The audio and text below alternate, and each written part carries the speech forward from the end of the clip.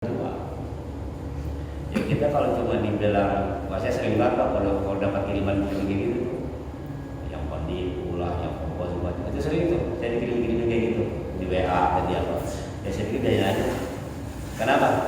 Ya Nabi Muhammad aja seorang nabi dikata-katain juga ya bagi kita, gitu loh. Apalagi kita. Yang penting selagi kebenaran itu disuarakan, insya Allah kiamat akan terjadi.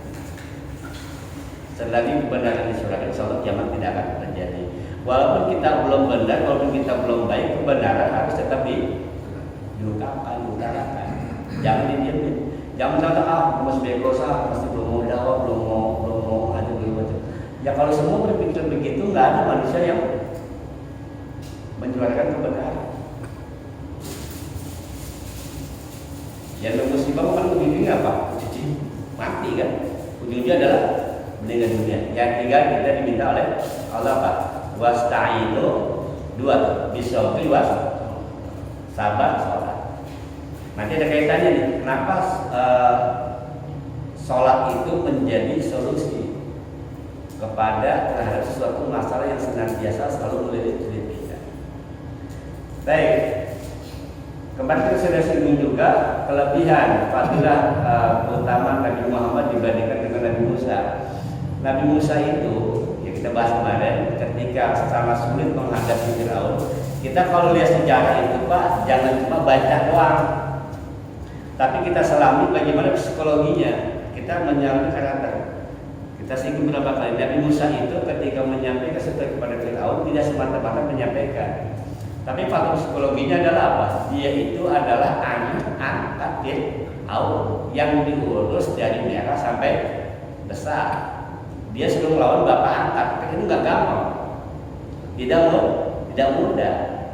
Nah cuma Firaun yang sedemikian rupa luar biasanya sangat menyesakkan dadanya Nabi Musa, sehingga dalam bertindak dan berdakwah pun menjadi penghalang, nggak bebas, nggak bisa kreatif, nggak bisa berbuat apa-apa.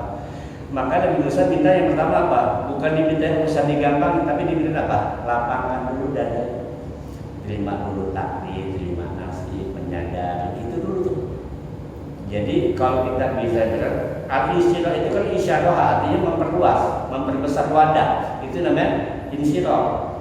Kita singgung kemarin, garam itu kalau ditaruh di gelas asin, tapi kalau ditaruh di kolam maka tidak menjadi asin. Artinya apa? Wadah hati kita yang harus kita besarin. Namun tidak mudah, ini perlu skill. Kembali lagi kita sudah bahas kemarin. Lapang dada itu adalah sebuah skill. Skill itu harus diasah, digali terus, dicoba, digali, dilatih supaya kita mau legowo. Setelah Nabi Musa minta dilapangkan dadanya, baru urusan dimudahkan. Rabbi shrah li sadri wa yassir li amri. Maka ketika ada masalah, yang pertama kita minta kepada Allah bukan masalahnya dulu diselesaikan. Yang kita minta apa? Ya Allah lapangkan dada. Terima takdir bahwa ini adalah kepada Allah. Kita singgung kemarin, beriman kepada Allah, beriman yang 6, 1 sampai 5, insya Allah kita lulus. Percaya adanya Allah, percaya malaikat, percaya Nabi, percaya kita, percaya kita. Tapi iman yang ke-6, yang kode dan kodar ini nih yang kadang-kadang kita nggak lulus. Giliran kita dapat rezeki, dapat harta baik, oh Allah lagi sayang sama gue, rezeki anak soleh, rezeki anak soleh. Ketika dapat rezeki, giliran dapat yang nggak bagus, Allah ya Allah, apa mau gue? Nggak apa. Seperti itu nggak? Padahal wabil qadarnya khairihi wa syarrihi, ya itu baik buruknya menurut kita memang semuanya dari Allah. Emang namanya Allah itu dibilang apa? Karena banyak hal-hal yang di luar kendali kita nggak bisa. Contoh, ada orang mau mengatakan yang tidak bisa kita kendaliin, nggak bisa. Atau WA masuk pun nggak bisa kita kendaliin. Karena banyak hal yang tidak bisa kendalikan. Contoh lagi rezeki, siapa bisa mengendalikan rezeki? Maunya saya bulan ini hari ini maunya dapat sekian juta, tapi nggak dapat, stres kita. Karena apa? Rezeki itu bukan urusan kita, itu di luar kendali kita. Yang bikin kita nggak lapang dada, yang bikin kita di kita adalah sesuatu yang di luar kendali kita ingin kendalikan. Nah Ini Allah ingin menegaskan bahwa ini adalah kekuasaan aku. Ini urusan aku. Urusanmu hanya usaha ikhtiar saja. Perlu dilatih. Sama sebelum masih dalam bagian proses untuk insyirah, untuk coba melapangkan dada, masih mencoba untuk kamu peduli sama urusan orang. Terserah deh orang mau ngomong apa, gitu kan? Yang penting kita nggak kayak gitu. Itu aja lah sebentar ini, ya. Nanti insyaallah lama-lama kita terbiasa. Alam nasyrah laka sadrak. Bukankah kami telah lapangkan dadamu?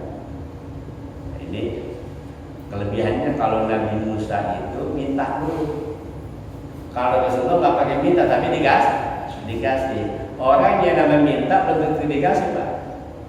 Ya udah doa mau segini-gini aja. udah tahajud, udah duha, udah segala macam segini aja. Ya karena kita minta. Mungkin nanti Allah akan kasih di waktu yang tepat.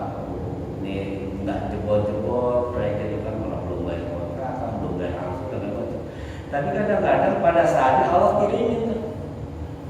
Allah kirimin. Alhamdulillah sampai saat ini kita berkata hidup. Alhamdulillah tuh walaupun penghasilan nggak pasti tapi tetap berpenghasilan. Kalau orang gitu Pak, mau penghasilan tetap apa tetap berpenghasilan? Kalau penghasilan tetap segitu-gitu aja, tiap bulan 10 juta deh, tetap.